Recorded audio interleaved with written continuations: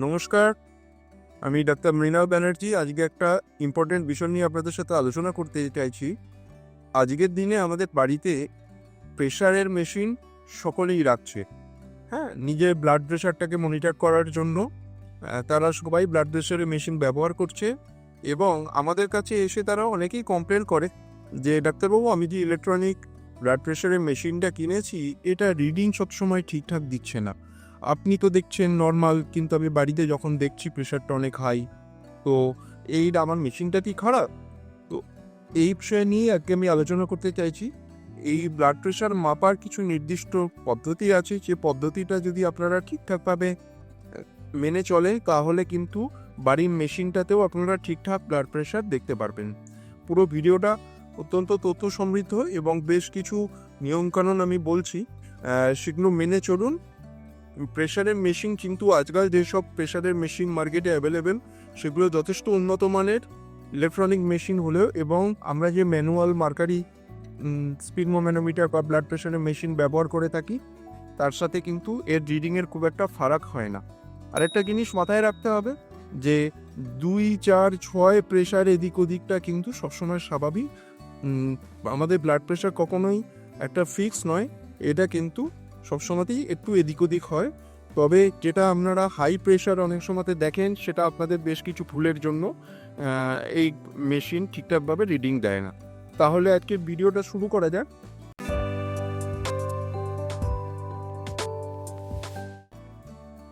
Pressure কিভাবে মাপতে হয়? আমি বলবো প্রেশার সবসময় বসে মাপা উচিত। হ্যাঁ, কখনো শুয়ে খুব একটা ব্লাড প্রেশার মাপার থেকে আমি সাজেস্ট করব বসে ব্লাড প্রেশার চেক করব। ব্লাড প্রেশার মাপার সবথেকে ইম্পর্টেন্ট নিয়ম হচ্ছে, আমরা যখন প্রেশারটা মাপবো, আমরা যখন কাপ ফিট করব, সেটা আমাদের যে হার্ট, এই হার্টে লেভেলে যেন কাফটা থাকে। হ্যাঁ, আমরা হাতটাকে এরম করে তুলেও রাখবো না, আবার এরম করে নামিয়েও খুব বেশি দেবো না। হ্যাঁ, আমরা একটা নর্মাল জায়গায় টেবিলের ওপর হাতটা রাখলে যাতে কাফটা হার্টের লেভেলে থাকে, এইভাবে আমাদের কাফটাকে লাগাতে হবে। ঠিক আছে? তাহলে, এবং আমরা যখন কাফটা বাঁধবো, খুব টাইট করেও বাঁধবো না, আবার খুব লুজ করেও বাঁধবো না। এই জিনিসটা মাথায় রাখতে হবে। হ্যাঁ, যাতে একটা নর্মাল ফিট হয়, খুব টাইটও নয়, খুব লুজও নয়, তাহলে রিডিংটা ঠিকঠাক আসবে। 2 নম্বর জিনিস হচ্ছে, বেশ কিছু নিয়ম মেনে তবে প্রেশারটা মাপা উচিত। দৌড়ঝাঁপ করার সঙ্গে সঙ্গে প্রেশার কিন্তু একটু বেশি দেখায়। হ্যাঁ, আমরা যখন ব্লাড প্রেশার চেক করবো, তার আধ ঘন্টা অন্তত আমরা রেস্টে থাকবো।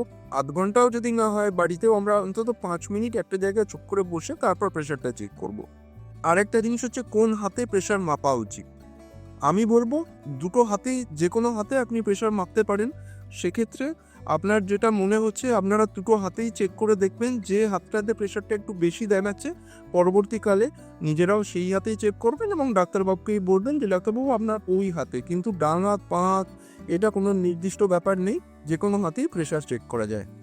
আরও কিছু কিছু জিনিস মেনে চলা উচিত, যেমন প্রেশার মাপার সময়তে বেশি কথা বলবেন না, চুপচাপ থাকবেন ওই সময়টাতে। এবং যদি আপনি খাওয়া দাওয়া করেছেন, অন্তত তার আধ ঘন্টা বাদে আপনি প্রেশার চেক করবেন। খাওয়ার সঙ্গে সঙ্গে ব্লাড প্রেশার চেক করবেন না। যদি আপনি ধূমপান বা মদ্যপান করেছেন, সঙ্গে সঙ্গে কিন্তু প্রেশার চেক করা উচিত না। ধূমপানের অন্তত আধ ঘন্টা বাদে এবং মদ্যপানের অন্তত 6 ঘন্টা বাদে ব্লাড প্রেশার চেক করা উচিত। এই জিনিসটা কিন্তু মাথায় রাখতে হবে। আর একটা খুব গুরুত্বপূর্ণ জিনিস, আমাদের যদি টয়লেটের বেগ আসে বা খুব বেশি আপনারা টয়লেট পেয়েছে, এই সময় কিন্তু আপনি ব্লাড প্রেশার চেক করবেন না। আপনি টয়লেটটা করে এসে কিছুক্ষণ রেস্ট নিয়ে ব্লাড প্রেশার চেক করবেন। এই জিনিসটাও কিন্তু আপনাদেরকে খুব ইম্পর্টেন্টলি ফলো করতে হবে। আর একটা গুরুত্বপূর্ণ জিনিস, যদি আপনি গায়ে অনেক মোটা জামা পরে আছেন, শীতে পোশাক বা সোয়েটার পরে আছেন, তার উপর প্রেশার চেক করবেন না। সবসময় চেষ্টা করবেন ডাইরেক্ট কাফটাকে যেন স্কিনের উপরে লাগানো যায়, বা পাতলা একটা জামা আছে তাতেও খুব একটা অসুবিধা হয় না। এই জিনিসটা মাথায় রেখে আপনারা প্রেশার চেক করবেন। আর প্রেশার দিনের মধ্যে সকাল, দুপুর, রাত্রি এক এক সময়তে আমাদের প্রেশার এক এক রকম হয়। চেষ্টা করবেন যে সময় রেগুলার প্রেশার মাপছেন, ওই একটা নির্দিষ্ট সময়ে প্রেশারটা চেক করলে কিন্তু আপনার প্রেশারের ফ্লাকচুয়েশনটা আপনারা বুঝতে পারবেন। আজকের ভিডিওটা আমি কিন্তু বানাচ্ছি যাদের প্রেশার রিলেটেড প্রবলেম আছে, যারা হাইপার টেনশন বা হাই ব্লাড প্রেশারে ভুগছে, তারা যারা বাড়িতে ব্লাড প্রেশার চেক করছেন, তাদের জন্য।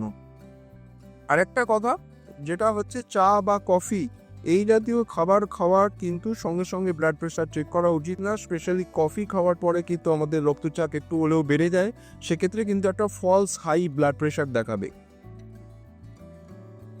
তাহলে কি কি কারণে আমরা দেখি যে ফলস হাই প্রেশার দেখাচ্ছে?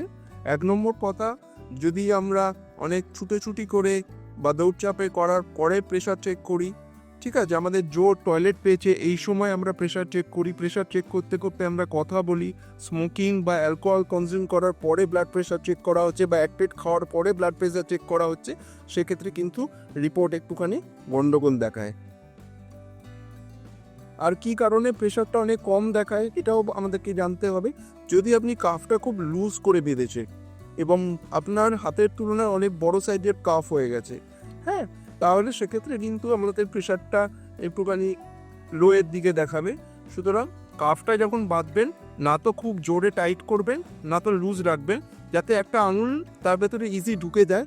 এরকম একটা জায়গায় রেখে যদি আপনি কাফটা লাগান, সেক্ষেত্রে আপনার ভুল হওয়ার সম্ভাবনা থাকবে না। তাহলে আশা করি বোঝাতে পারলাম ব্লাড প্রেশার মাপার নিয়মকানুনগুলো।